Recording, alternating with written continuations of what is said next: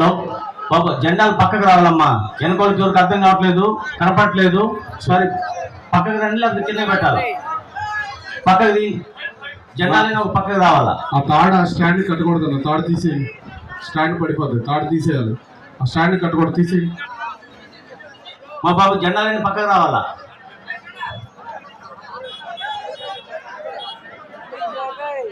ఇటువైపు ఉన్న వాళ్ళు కూడా ఇటువైపుకి వస్తే చాలా ఖాళీ స్థలం ఉంది, అందరికి కూడా బాగా కనిపిస్తారు చంద్రబాబు నాయుడు గారు.